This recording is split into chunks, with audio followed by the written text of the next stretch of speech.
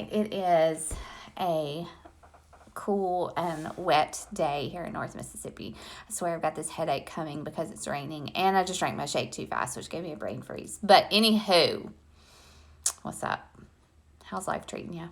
Tell me, honestly. Drop a comment. Tell me where you're watching from. What's the weather like there?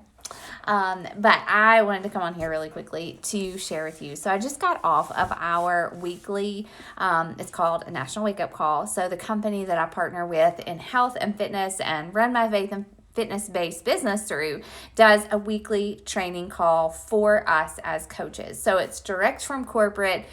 We get lots of updates, announcements, things like that. But also, we usually hear from another coach in the business, a coach who started just like everyone else at ground zero, had to build their business like everyone else, and also someone who is pretty successful in the business. So it's always cool to hear from other coaches and their stories, and they always share tips and advice on how to build a business well, a business that lasts, a business that serves others, and really makes a difference, makes an impact, all while keeping your focus front and center. So there were a couple of really good tips that this coach shared today that really struck home with me and that I shared with my team, because I know that getting outside your comfort zone to build a business that is so non-traditional can be really scary. It can be really scary. And honestly, the scary and the fear and the doubts and the comparison are what cause so many people to fail in a business like the one that I run, and a business like so many other women run, because what we do is not traditional. I was sharing this with a woman today who is considering joining my team, and she was talking about how scared she was and how she really feels called to this, but obviously it's something different, and what we do is different. Like what I do as a coach is not traditional. The fact that I can work my business around my family is not traditional. The fact that I honestly earn more money than my husband does is not traditional. I don't say that boastfully. We are very grateful for the income that coaching has provided for us. The fact that I have been able to leave a full-time job that had me working 9 to 5 every day away from my family, to come home and to be able to build this business from my home office and around my kids' schedule, that's not traditional. So I love the non-traditional. At first it scared me. Now I thrive on it, right? So what were some of the tips that this coach gave that actually help us build a better, stronger, non-traditional business, right? So I am here on social media. Social media is my free platform. It's my free space that I get to market what I do, but also be myself and share my faith and point others to Christ, right? So one of the things that I noticed that a lot of people who own a business, a social media business, can become more concerned with is, what does my content look like? Do I have the right filter? Do I have the right, colors for my highlights on my stories, right?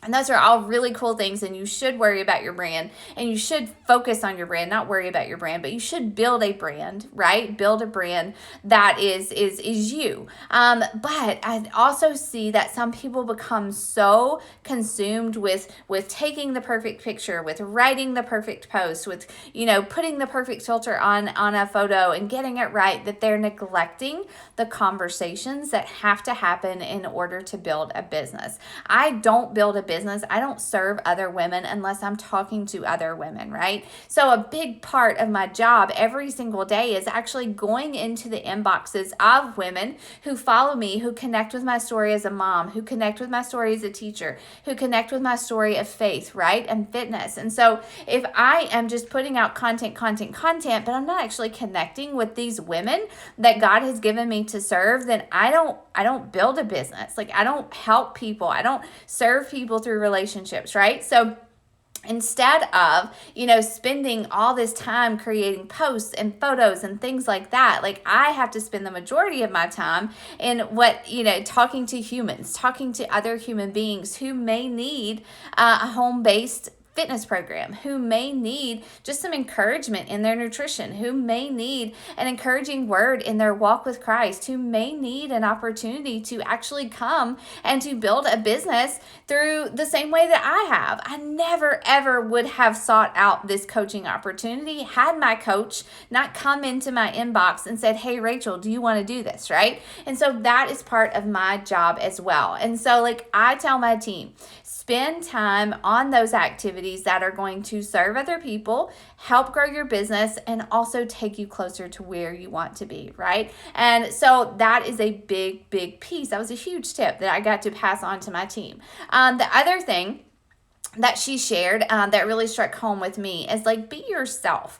You know, like I see so many women come into a coaching business or start any business and they go from being who they were before to just a coach or just a person who markets, you know, beauty products or just someone who sells oils, right? And those are good things, but if you totally neglect to focus on who you were before, people aren't going to have anything to connect with you over, right? So be yourself. When I share my health and fitness story, when I share an opportunity to join a challenge group or to join my team, I have to tell you how my life was changed first, right? Not just what this opportunity does, but like how did God use coaching, or how did God use at-home fitness programs, or how did God use this online community to help change my life, to take me from a woman who was struggling with self-doubt, with self-image, with self-control, and all of those things to help me grow into who he was calling me to be, which is someone who is much more confident in him, someone who has a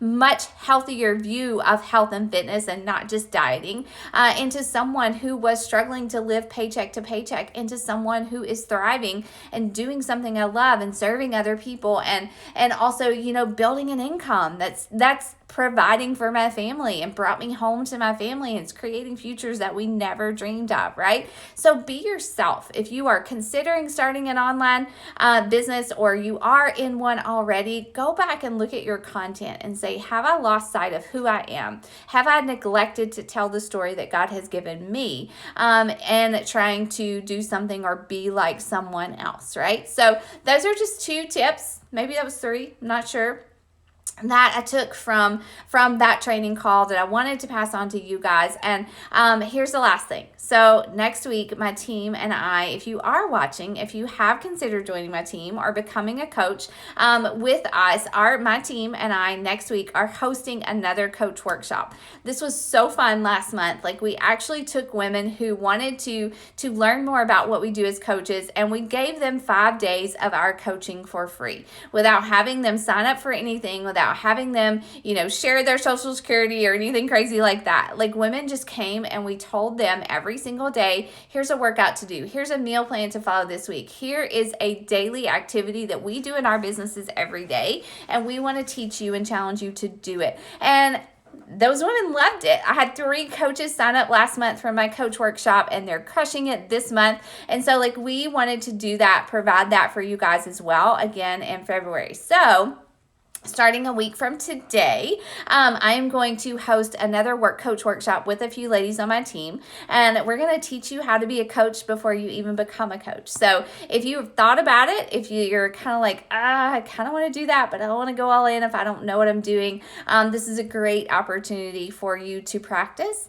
for you to get to know us better as a team, and for you to make that decision to see if coaching, online faith and fitness business could be something that rocks your world too. So if you want to join that, slide into my inbox or comment below on this IGTV, and I can get you hooked up. All right. Happy Monday. Going to go get outside the house and do some work and just work on my own goals. Okay. Bye.